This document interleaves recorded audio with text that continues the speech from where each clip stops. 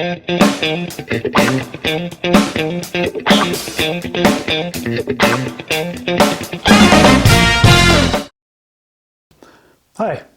today we're going to talk about solar charging your wilderness photo expedition. I'm currently preparing for a 3-week trip up to the Alaska Arctic this summer. 3 weeks of backpacking, pack rafting. We'll be traveling about 300 miles over this 3 weeks. And so I wanted to develop a solar charging system, which you can see here, that can keep my equipment charged for that 3-week period of time. So this is north of the Arctic Circle, so we will have nearly 24-hour sunlight. But we are backpacking, we are pack rafting, so a lightweight, compact system is essential. So let's start by taking a look at the equipment that's going along the trip. And we'll discuss my charging strategies, the components of my charging system, and then we're going to go do a thorough pre-trip test of this system. And let's see how it works out. So I'll be taking the Sony Alpha 6600 camera with the 200 to 600 millimeter lens. This is really my wildlife photography workhorse. With that, I've got the Sony 16 to 55 2.8 lens and the Sony 10 to 18 millimeter wide angle lens. So these would be great for general camp and landscape work. This is all powered by the Sony NP FZ100 batteries. I'll be carrying 4 of these batteries on the trip and this double charger so I can charge 2 batteries at once. I also have here the Sony RX100. This is the version 5, which I'll be using primarily for shooting video and time lapses. This uses the NP BX1 battery. I'll be carrying 4 of these, and again with a dual charger, so I can charge 2 at a time. I also have my Rhino 360 video camera. This is I have a waterproof case for this, and that'll allow me to capture all the on-river action.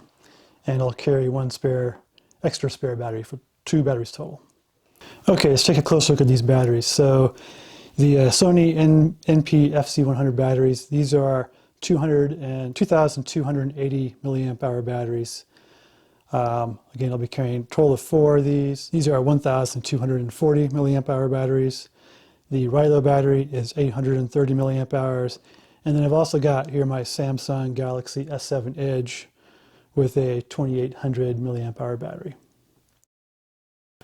I'm planning to consume about 1 of these batteries per day, about 2 of the RX100 batteries per day, 1 of the Rhino batteries per day. Generally, with the phone in airplane mode, I can get 3 or 4 days of battery performance on it, but I'm going to plan on just 2 days. I will be doing GPS tracking using the phone on the trip. So, what does this all add up to? This is a total of 7,000 milliamp hours of battery capacity that I need to harvest from my solar cell each day. So what does that mean? That means that if I could, for example, get 2 amps or 2,000 milliamps out of my solar charger, then I would have to charge for an average of 3.5 hours per day. And this is something we will be testing.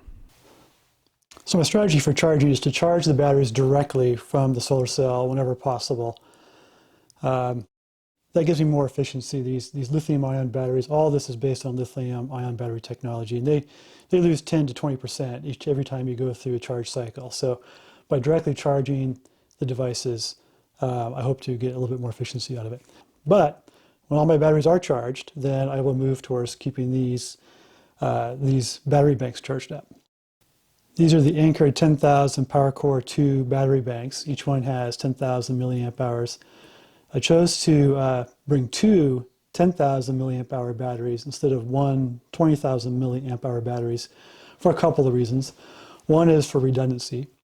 The other reason is that it's most efficient to use this solar cell to charge 2 devices at a time. I'll explain that later as we look at the solar cell closer, but it has 2 output ports, and you get more current out of the solar cell by charging 2 things at a time using 2 circuits instead of 1 item at a time using just the 1 circuit. These battery banks have Anker's PowerIQ USB charging system. It's some kind of system that optimizes the power transfer efficiency between the battery bank and whatever device. There's circuits in here that automatically detect the kind of device you're charging and the best way to charge it. Likewise, the solar cell has Power IQ on its charging output, and so matching these Anker solar cell with the Anker PowerCore battery banks was one of the decision factors here. So the heart of the solar charging system is the Anker PowerPort solar cell. This is a 21 watt solar cell. It's rated at 21 watts. You can see it folds up, not too bad in size. Has 3 solar panels in it. And right here there's the two USB ports for the output. It's rated 21 watts. However, each of the outputs is only rated for 2.4 amps each, and a 3 amp maximum total output over both ports. So if this is a 5 volt output with a maximum of 3 amps out, there's only 15 watts that you can get out of this 21 watt solar cell.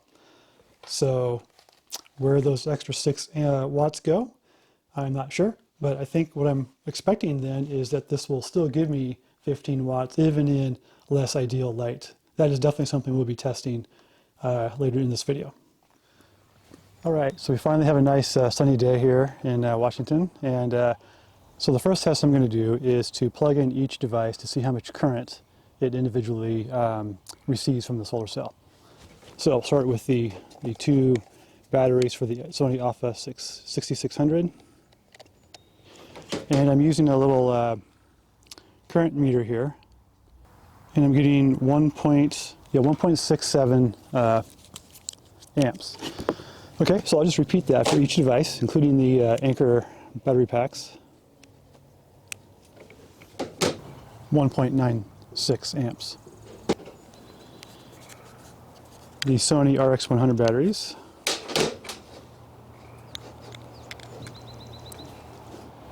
1.67 amps. Okay, and the Rhino 360. Takes a while to settling at 0.65 amps. And the Samsung S7 smartphone. Started off at 0.94 amps and now it's jumped up to 1.64 amps. That might be the Power IQ thing kicking in. So that's interesting. The Anker power bank was able to achieve 1.96 amps, which is about 9.8 watts. But all the other devices, most of the other devices only got to 1.67 amps, or 8.3 watts. So that's interesting. Okay, one of the tests I'm going to do real quick is I'm going to verify that the solar cell recovers when it becomes shaded. Not all solar cells do this. Sometimes a solar cell, if there's a temporary shading, like from a cloud or a shadow from a tree, the circuits will not reboot up and continue charging. So I'm going to go ahead and test that right now. So again, right now I'm charging my Rhino 360 camera at 0.65 amps. I'm going to go ahead and just fold this up.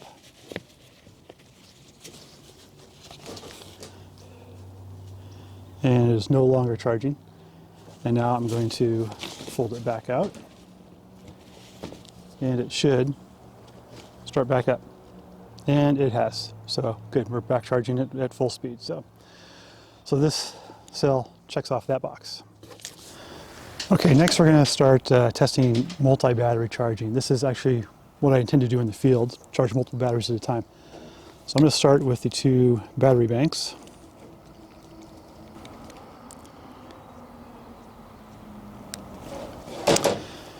Okay, that's 1.17 amps each, a total of 2.34 amps, or 11.7 watts. So I'm not getting 15 watts out of this. It could be that it's not perfectly blue sky day. I mean, there are no clouds, but it is somewhat morning, and so the sun, and it is spring, so the sun is having to cut through more atmosphere. While I have this hooked up, I am going to check the sensitivity of this to the sun. So if I go off angle to the sun, let's say something like that, I am dropping down to 1.1 amp each. I go even more extreme, about 0.96. Now I'm currently about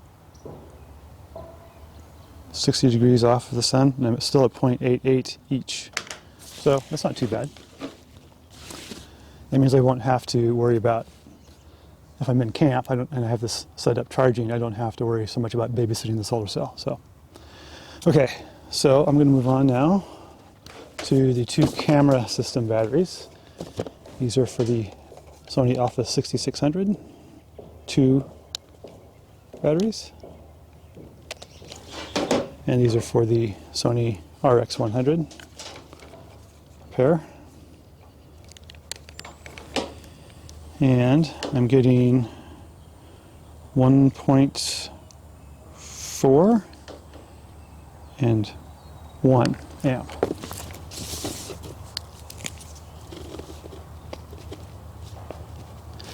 The stated charge on these batteries is currently 28%, 32%, and both of these are exhausted.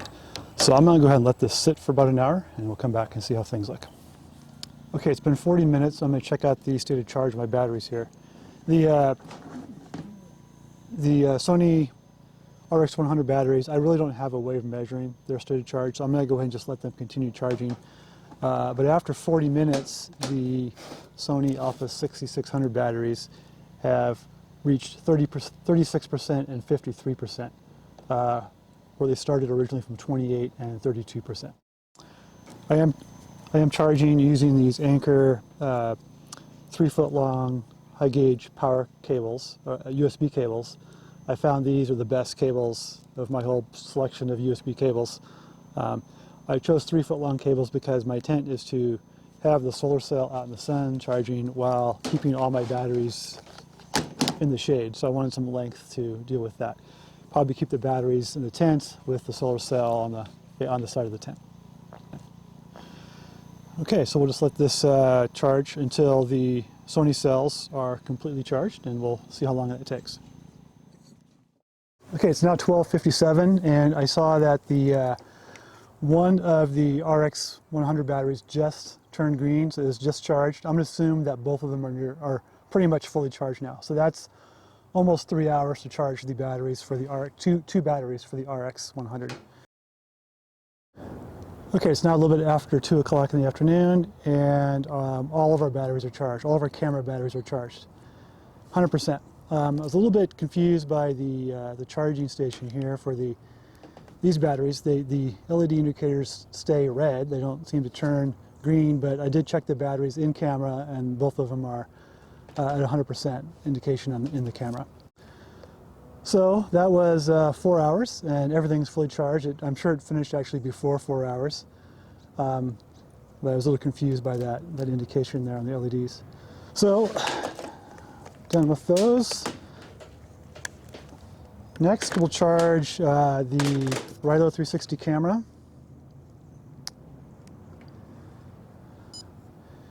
It is at 24%. And my cell phone here at 44%.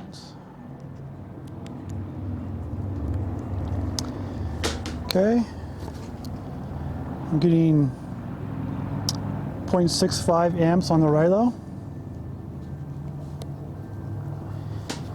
And I'm getting 1.41 into the smartphone.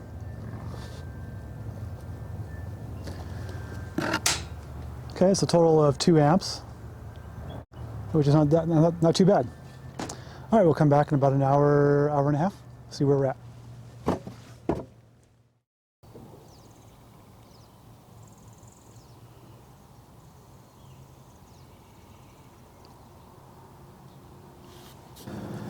Okay, it's now 4 o'clock, so an hour and 50 minutes later, and my phone is at 73%, and the Rhino camera is at 88%. So this was started at 27% and went to 88. This started at 44 and is now at 73 after an hour and 50 minutes. So here I've estimated the total time it would take to charge any of these devices.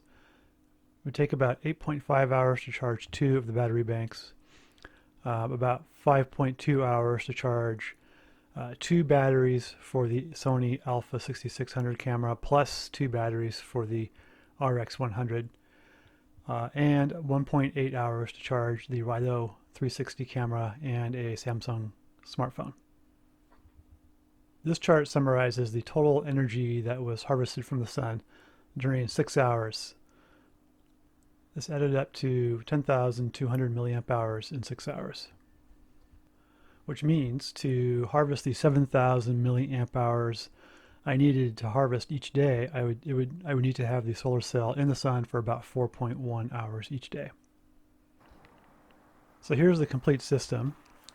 You can see it weighs in at 1 pound 15.5 ounces, or we'll say 2 pounds.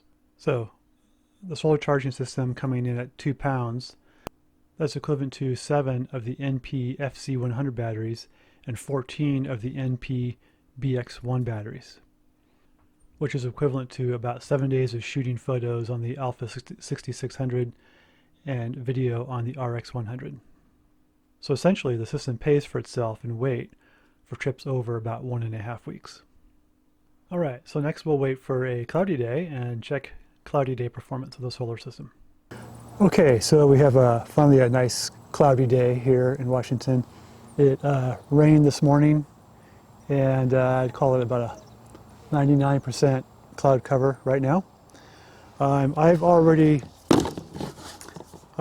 tested the solar cell with the 2 Anker battery packs and found that we got 0.7 amps out of the solar cell. That was compared to 2.34 amps on a sunny day, so we're down about 1/3, a little less than a third. Right now I have the 2 batteries for the Sony Alpha 6600 and 2 more for the Sony RX100 cameras plugged in, and I'm getting about 0.67 amps. Again, a little under 1/3 from a sunny day. So the conclusion is we get a little under 1/3, which means we basically have to triple all of our charging times. Okay, so here's what we found. We found that a modest expedition camera system comprised of a mirrorless camera, a point-and-shoot camera, a action camera, and a smartphone consume about 7,000 milliamp hours of energy per day. To sustain this equipment with the Anker PowerPort 21-watt charger, I'll need about 4 hours of daily charging time in sunny conditions, or almost 14 hours of daylight in heavy overcast conditions. Getting 14 hours of charge time each day could be a challenge, but given that we'll have nearly 24 hours of daylight up in the Alaskan Arctic, I should be able to get at least 8 hours of charging in each day. Considering that I'll be carrying a total of over 52,000 milliamp hours in batteries, including 2 of the 10,000 milliamp hour battery banks, I will have enough energy capacity to operate for over 7 days, even without solar charging. So even if every day of the trip were overcast, but I was able to still get at least 8 hours of charging in each day, I should have enough total energy capacity for over 17 days, which is about how long I'm expecting to be out in the wilderness on this trip. One risk will be that it rains the entire trip or for long periods of time.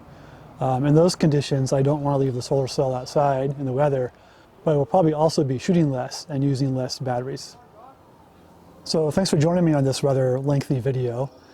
Here's what's coming up next. If the coronavirus situation improves, I'll be going on a 5-day pack rafting trip down in Oregon. This will give me a great opportunity to try out the system in the field, carry it, and just try it out over a 5-day trip. So my plan will be to make a part 2 to this video if that trip happens. Then in July we'll have the ultimate field test, a 3-week-long trip to the Alaskan Arctic. And I'll be making part 3 of this video at that point, sharing everything that works and everything that doesn't work.